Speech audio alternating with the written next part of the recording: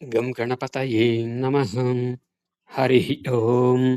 వాల్మీకి రామాయణంలో బాలకాండలో విశ్వామిత్రుడు పరమశివుని అనుగ్రహముచే అస్త్రబలమును సంపాదించి వశిష్ఠాశ్రమమును ధ్వంసము గావించుట, వశిష్ఠ మహర్షి తన బ్రహ్మదండముతో ఆయనను ఎదుర్కొనుట గురించి చెప్పుకుంటున్నాం. తన బలములన్నియును హతమగుట చూచి విశ్వామిత్రుడు మిక్కిలి క్రుద్ధుడై రథమును అధిరోహించెను. పిమ్మట రోషముతో కన్నులెర్రజెయ్యుచు వివిధములగు శస్త్రములతో పప్పలవులను హతమార్చెను. వందల కొలది పప్పలవులు విశ్వామిత్రుని చేతిలో మసియైపోగా చూచి ఆ ధేనువు క్రుద్ధయై వెంటనే శకులను యవనులను అసంఖ్యాకముగా సృజించెను. శకులతో యవనులతో ఆ ప్రదేశమంతయు నిండిపోయెను. వారు మహావీరులు, మిక్కిలి ప్రభావశాలురు. సంపెంగ కేసరముల వలె భాసిల్లుచుండిరి.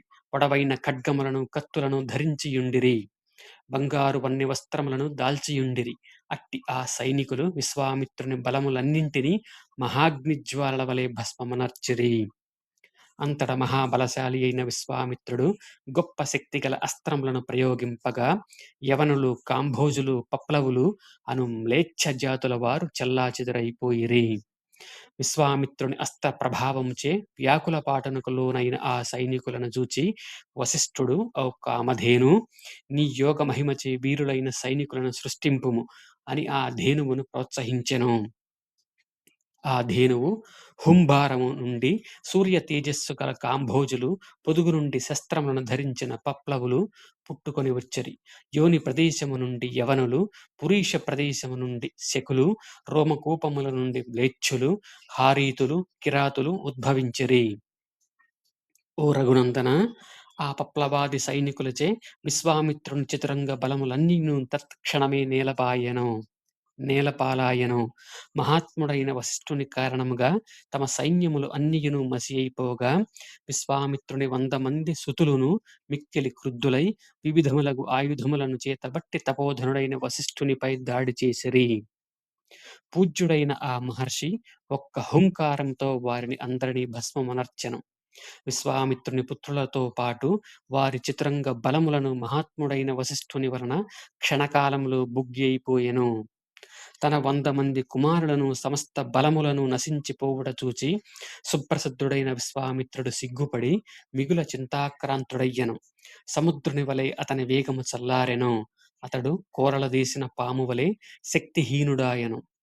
రాహుగ్రస్త సూర్యుని వలె వెంటనే తేజోవిహీనుడయ్యెను. 100 మంది పుత్రులను సమస్త బలములను నశింపగా రెక్కలు తెగిన పక్షివలె దీనుడయ్యెను. అతని గర్వము అణిగెను, ఉత్సాహము నీరుగారెను, నిర్వేదము ఆవహించెను.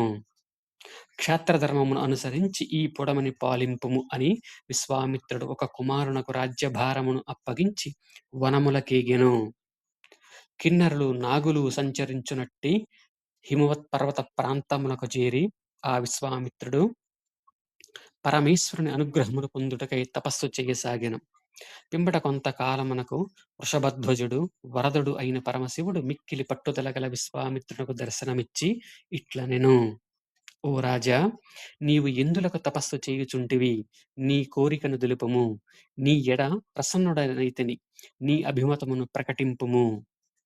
మహా తేజస్వి అయిన విశ్వామిత్రుడు మహాదేవుని ప్రసన్న వచనములు విని ఆయనకు ప్రణమిల్లి ఇట్లు విన్నవించుకొనెను: ఓ పరమేశ్వర, నా తపస్సు నీ మెప్పు బడసినచో సాంగోపాంగముగా ధనుర్విద్యను, ఉపనిషద్రస్య రహస్యములను నాకు ప్రసాదింపుడు. దేవతలు, దానవులు, మహర్షులు, గంధర్వులు, యక్షులు, రాక్షసులు మొదలగు వారి యందు గల అస్త్రపటిమ నాకును అబ్బునట్లు అనుగ్రహింపుడు. ఓ దేవదేవ, ఇదే నా కోరిక. అంతట పరమశివుడు అట్లియే అగుగాక అని పలికి అంతర్ధానమాయెను. మహాబలశాలియు రాజర్షియు అయిన విశ్వామిత్రుడు సహజమునగని గర్వము గలవాడు. దివ్యాస్త్రములను పొందుట వలన ఆయన గర్వం ఇంకను అధికమాయెను. పర్వకాలముల యందు సముద్రము వలె పరాక్రమ వృద్ధితో అతడు పొంగిపోయెను. అప్పుడతడు ఇక ఋషీశ్వరుడైన వశిష్ఠుడు హతుడైనట్లే అని తలపోసెను. పిమ్మట ఆ రాజు వశిష్ఠుని ఆశ్రమమునకు వెళ్ళి తన అస్త్రములను ప్రయోగించెను.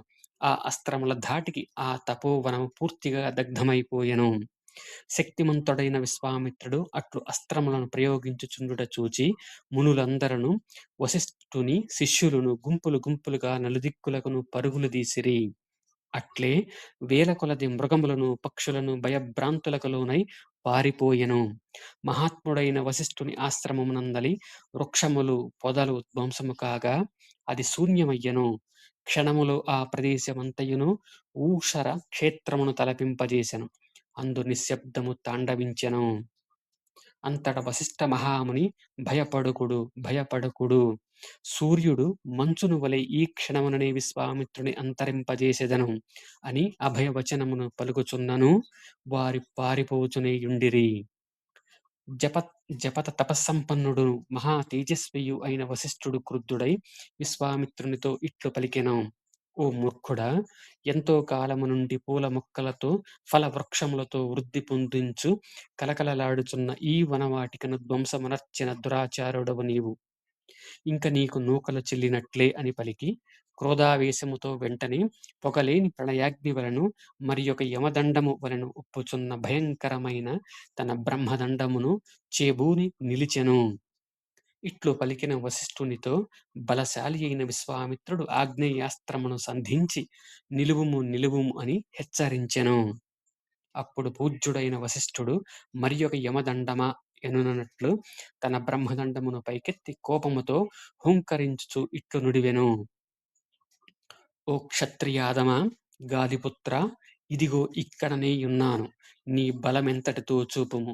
నీ శస్త్ర గర్వమును ఇప్పుడే అణచెదను. ఓ దుష్ట క్షత్రియ, బ్రహ్మబలము ముందు క్షత్రియ బలమెంత? దివ్యమైన నా బ్రహ్మబలమును చూడుము. విశ్వామిత్రుడు ప్రయోగించిన ఘోరమైన ఆ ఆగ్నేయాస్త్రము నీటి దెబ్బకు నిప్పువలే వశిష్ఠుని బ్రహ్మదండ ప్రభావమున నిస్తేజమయ్యను. అందులకు కుపితుడైన విశ్వామిత్రుడు క్రమముగా వారుణాస్త్రమును, రౌద్రాస్త్రమును, ఐంద్రాస్త్రమును, పాశుపతమును, ఐషికాస్త్రమును ప్రయోగించెను. ఓ రామ, ఇంకను అతడు మానవము, మోహనము, గాంధర్వము, స్వాపనము, జృంభణము, మాధనము, సంతాపనము, విలాపనము, శోషణము, దారుణము, అజేయమైన వజ్రాస్త్రము, బ్రహ్మపాశము, కాలపాశము, వరుణపాశము, పైనాకము, దయితము, శుష్కాసని, ఆర్ధాసని, దండము, పైశాచము, క్రౌంచము అను అస్త్రములను, ధర్మచక్రమును, కాలచక్రమును, విష్ణుచక్రమును, వాయువ్యము, మదనము, హయశరము అను అస్త్రములను ప్రయోగించెను.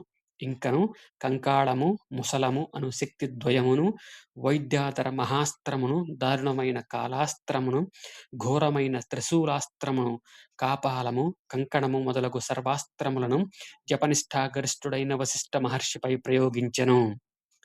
బ్రహ్మపుత్రుడైన వశిష్ఠ మహాముని యొక్క దండము ఆ అస్త్రములను అన్నింటినీ అద్భుత వాహముగా కబళించి వేసెను. ఆ అస్త్రములన్నీయును వమ్మైపోగా అప్పుడు విశ్వామిత్రుడు బ్రహ్మాస్త్రమును ప్రయోగించెను. ఆ బ్రహ్మాస్త్ర విజృంభణమును చూచి అగ్ని మొదలగు దేవతలు, దేవర్షులు, గంధర్వులు, నాగులు మొదలగు వారు భయభ్రాంతులైరి.